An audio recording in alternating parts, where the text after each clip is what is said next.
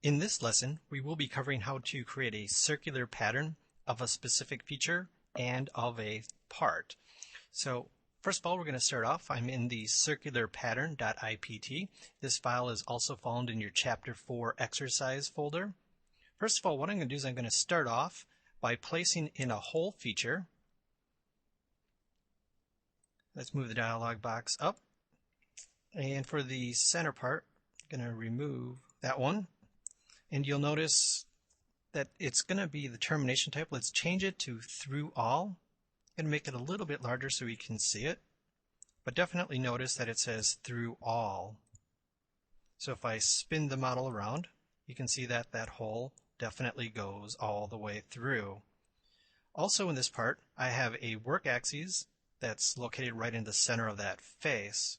So what we're going to do from the Part Features panel, scroll on down, and I'm going to select Circular Pattern or Control-Shift-O for your shortcut key.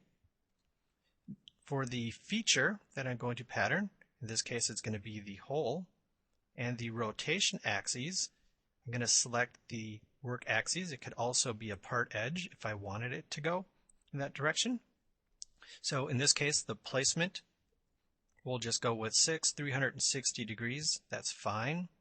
And let's go ahead at this point and just click OK. Now let's spin the model around. And you'll notice that the holes are not going through for the 4 out of the 6 holes. And the reason that is that right now, if I go back and edit this pattern, let's expand the dialog box here. We have some options on the left-hand side, and you'll notice that identical. And what that's referring to is that this hole, it does terminate at a specific face, so it has a certain size, meaning that when it's patterned, it has that exact same shape and size for all the occurrences.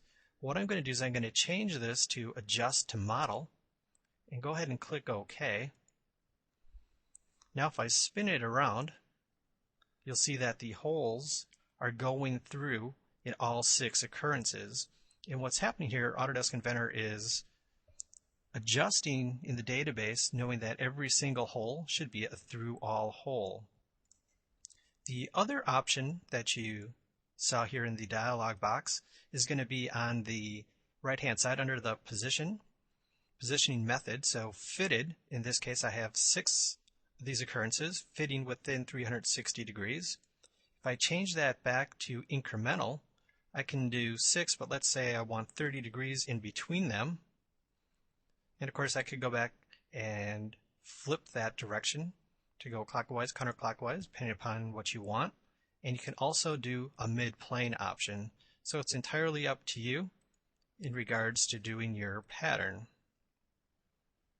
So let's change that back to our fitted method, and let's also change it to 360 degrees. Click OK. So let's say that that is 1/6 of what I'm looking for this part. I'm going to go back, and again I'm going to select on Circular Pattern. In this case I'm going to change the operation here to pattern the entire solid. Instead of the first one, that's the default, is pattern individual features.